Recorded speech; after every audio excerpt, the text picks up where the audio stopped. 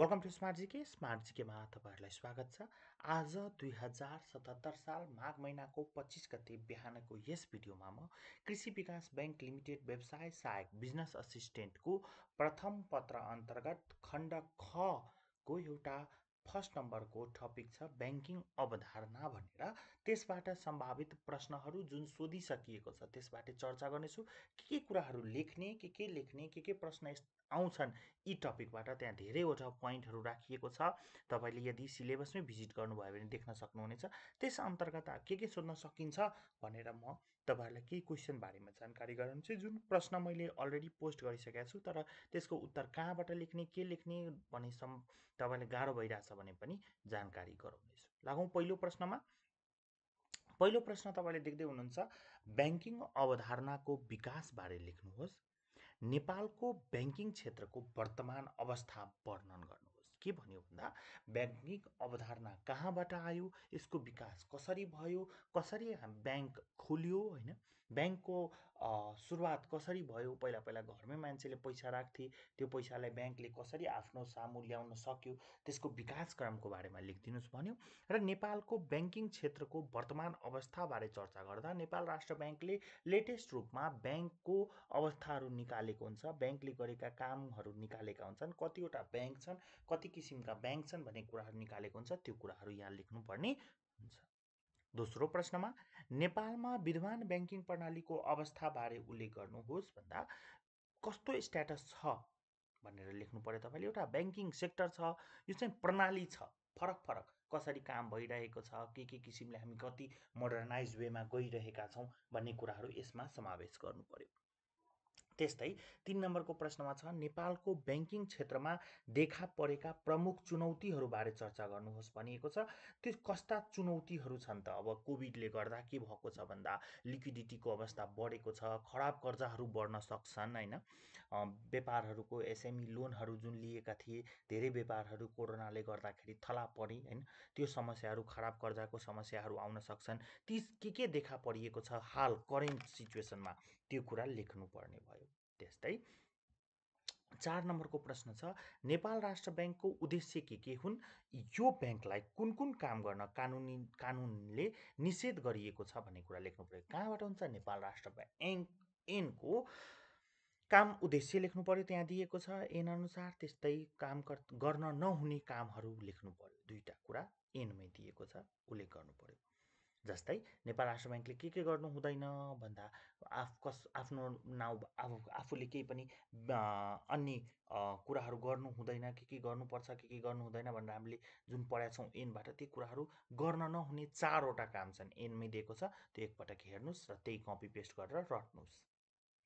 केन्द्रीय ब्याङ्क भन्नाले के बुझिन्छ? नेपाल राष्ट्र ब्याङ्कले ब्याङ्कहरूको ब्याङ्क र सरकारको ब्याङ्कको रूपमा के कस्ता कार्यहरू सम्पादन गर्दछन् चर्चा गर्नुहोस् भनेको छ। यसमा चर्चा गर्नुहोस् भन्ने बित्तिकै के गर्ने? पहिला पोइन्ट लेख्ने, केन्द्रीय ब्याङ्क भन्नाले के बुझिन्छ भनेर डिफाइन गर्ने। त्यसपछि नेपालमा केन्द्रीय ब्याङ्कको रूपमा चाहिँ नेपाल राष्ट्र ब्याङ्क छन्, जसले चाहिँ नेपालमा रहेका सम्पूर्ण ब्याङ्क तथा वित्तीय संस्थानलाई चाहिँ नेपाल राष्ट्र ब्याङ्क ऐन अनुरूप ऐनमा रहेर बाफिया र अन्य एक्टहरूको प्रयोग गरेर नियमन सुपरिवेक्षण गर्ने गर्दछ भनेर लेखिदिनु होला। त्यसपछि चाहिँ नेपाल राष्ट्र ब्याङ्कको ब्याङ्कको रूपमा फङ्सन के हुन् भनेर, ब्याङ्क अफ ब्याङ्क किन भनिन्छ भन्दा यो सबै ब्याङ्कको नियमन गर्छ, निरीक्षण गर्छ, सुपरिवेक्षण गर्छ, होइन। त्यस्तै सरकारको रूपमा चाहिँ के हो त, यो सरकारको एउटा आर्थिक सल्लाहकारको रूपमा छ भन्ने कुरालाई पोइन्ट लेख्ने र डिस्क्राइब गरिदिने। त्यसपछि आयो अर्को, ब्याङ्कको पनि ब्याङ्कको रूपमा नेपाल राष्ट्र ब्याङ्कले गर्ने कार्यहरू उल्लेख गर्नुहोस्। माथिकै प्रश्नमा छ, यो पनि सोध्न सक्छ। क वर्गका वित्तीय संस्था भन्नाले के बुझिन्छ? यस्ता संस्थाले गर्ने कार्यहरूको बुदागत रूपमा व्याख्या गर्नुहोस्। हेर्नुहोस्, यहाँनिर कमर्सियल ब्याङ्क हुनुपर्ने भन्ने कुरा नजान्नुहोस्। यो के भनिएको छ भन्दा क वर्गका वित्तीय संस्था। अब क वर्गका वित्तीय संस्था कहाँबाट हेर्ने भन्दा ब्याङ्क तथा वित्तीय संस्था सम्बन्धी ऐन 2073ले के भनेको छ? क वर्ग हुनलाई के चाहियो? 8 अर्ब चाहियो, यतिवटा शाखा चाहियो, होइन। त्यहाँबाट चाहिँ क वर्गका संस्था भन्नाले के बुझिन्छ त? वाणिज्य ब्याङ्कहरू के हुन्? क वर्गका संस्थाहरू हुन्। यस्तो संस्थाले काम गर्ने हुने कामहरू कस्ता हुन्छन्, कार्यहरू कस्ता हुन्छन् भन्दा बाफियाले भने अनुरूप कार्यहरू हुन्छ।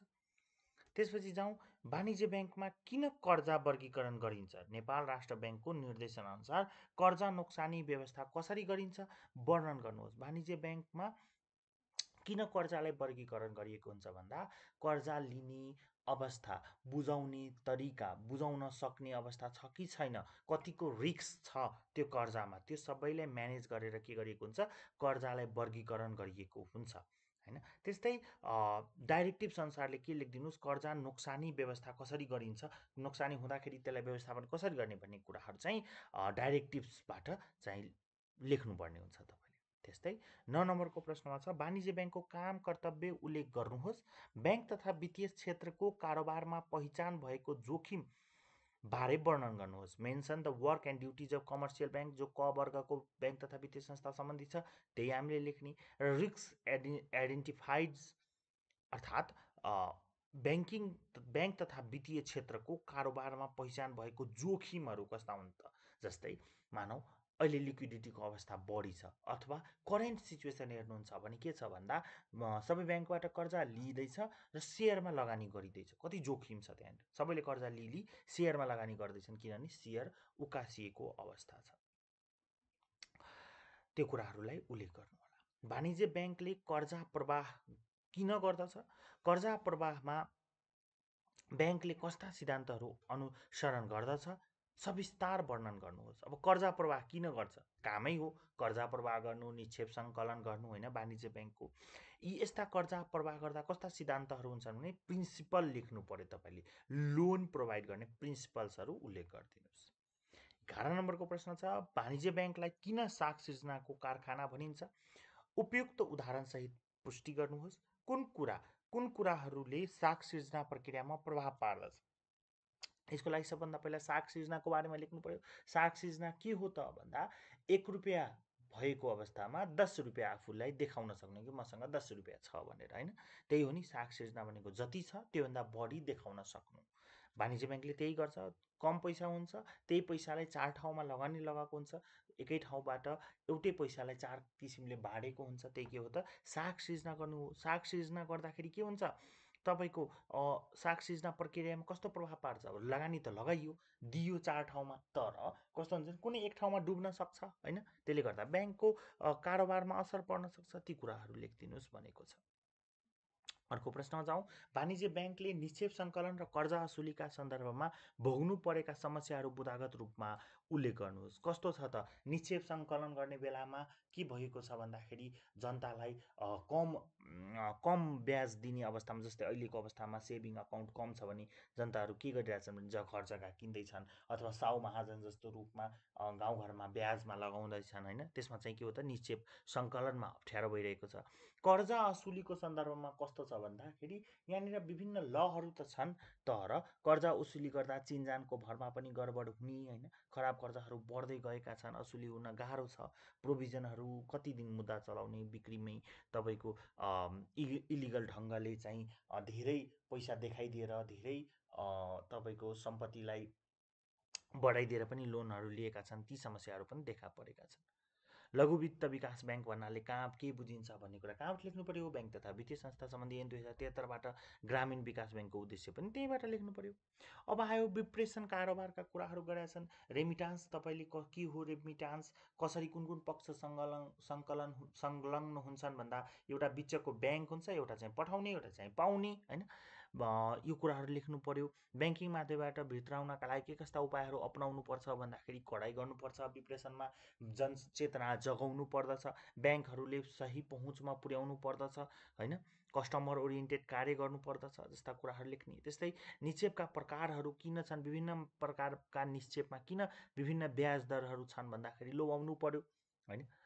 निक्षेप सङ्कलन गर्दाखेरि चाहिँ केही निक्षेप चाहिँ सेभिङ रूपमा चाहिँ नर्मली मान्छेले दियोस् भनेर कम पैसा दिने, कुनै ब्याङ्कलाई पनि केही निक्षेप त केही लिक्विडिटी केही पैसा त कन्फर्म रूपमा चाहियो आफूलाई कर्जा लगानी गर्नका लागि भने त्यसको लागि चाहिँ के हुन्छ फिक्स डिपोजिट हुन्छ, त्यही कहाँ कल अकाउन्ट हुन्छ। कम्पनीहरूको लागि दिनु पर्यो, कम्पनीहरूले एकैपटकमा धेरै पैसा पनि राख्न सक्छन्, एकै दिनमा धेरै निकाल्न पनि सक्ने अवस्था हुन्छ, त्यही भएर त्यो व्यवस्थापन गर्नु पर्यो। कर्जा वर्गीकरण भन्नाले के बुझिन्छ? नेपाल राष्ट्र ब्याङ्कको निर्देशन अनुसार कर्जा निर्देशनअनुसार कसरी कर्जा वर्गीकरण गरिन्छ भन्ने कुरा लेख्नु पर्यो। यो चाहिँ निर्देशन अनुसारै लेख्नुपर्ने हुन्छ। हस् त, यसका साथै अन्य भिडियोहरू लिएर उपस्थित हुने नै गर्छौँ। तपाईँ यो लेखेर मेरो टेलिग्राम एप टेलिग्राममा स्टडी हार्ड विथ मनोहर झामा पनि पठाउन सक्नुहुन्छ। कृषि विकास ब्याङ्कको तयारी कक्षा गर्न चाहनुहुन्छ भने हामीलाई सम्पर्क गर्न सक्नुहुन्छ। हस् त, धन्यवाद।